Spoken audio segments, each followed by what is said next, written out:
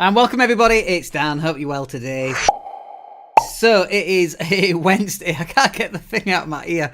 Welcome to the podcast show, hope you're well today, middle of a week, hope you're crushing it. Not only for the middle of a week, but also because it's the start of November. It's only the 2nd of November today. Hope you're doing really well. And that you're on not a countdown for Christmas, but you are feeding all the pigs. They're all ready to fly. They're all facing in the right direction. Hopefully that's exactly where you are.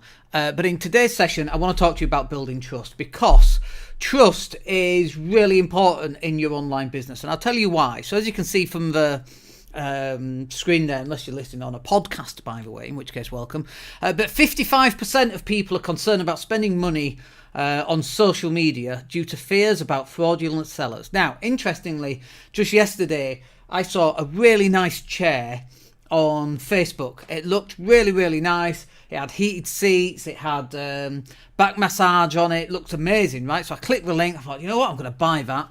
€55 for a $400 chair, a £400 chair, whatever it's going to be.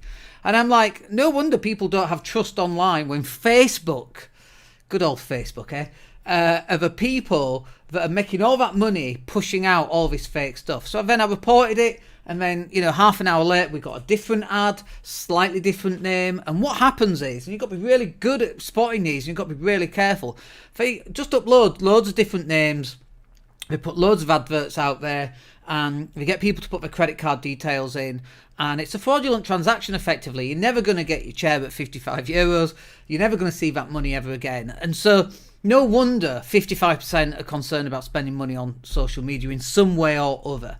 I'll give you another example. When we drop leaflets for buying properties below market value, we could also, instead of dropping leaflets, run Facebook ad campaigns. But Facebook ad campaigns, you got to run twice as many campaigns, because the level of trust on a social media ad campaign is much, much lower than it is when getting a leaflet, because a leaflet's like a solid thing that you can actually hold inside in your hands effectively. And so people don't really trust online stuff. And so knowing that that's a thing, and knowing that that as a thing is not going anywhere, it's not going to get better next year or in 10 years, it's going to get worse. It's going to get a lot worse, right? So, and by the way, do you think social media is here to stay? We've had it for 10, 15 years. Do you think we're going to have it for another 10 or 15 years? Of course we are. It might not be in this format that we're in. It might be more of a virtual type of arena, like the metaverse that Zuckerberg is pushing. But unless you're building trust throughout a period of time, people ain't going to trust you, your product, your services, your business, any of it, right? So you've now got to be building trust as you're moving forward through time, as we all do. The clock ticks forward. As you're moving forward, you have to add in part of your marketing mix reasons to trust you. And those reasons to trust you could be doing charity work, helping people, just being nice, just saying positive things, doing mindset work, or talking about positive mindset, helping people, and having them talk about the help that you've done. Get results for people, and be able to demonstrate the results that you've done for these other people. All of that is really, really important. Now, one of the problems, of course, is that, as we all know, you can buy fake testimonials.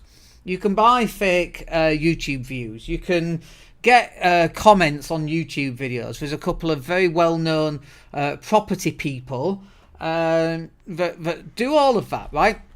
So it's really hard getting testimonials that people are going to believe, and most people ain't going to believe written testimonials. So trying, which is really hard, but trying to get video testimonials, and then go and get as many testimonials as you can. That will actually help.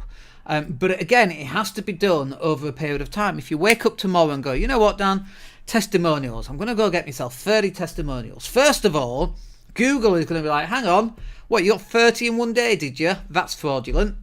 That's what it's going to think. So you can't do it like that. You've got to do it once a week, or once a month, or once every couple of months, and start building it up over a long period of time. You've got to go live like this. We've been going live for the last 7 years, for goodness sakes. We've got podcast episodes that have gone back 7 years, and we've been fairly consistent on the podcast, which we're going to talk about shortly.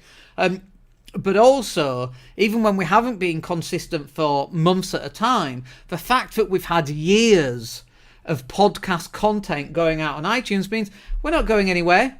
We're here to stay. We're building a business. People can see that we're building a business. They can see that we have been building that business for the last 5 or 10 years.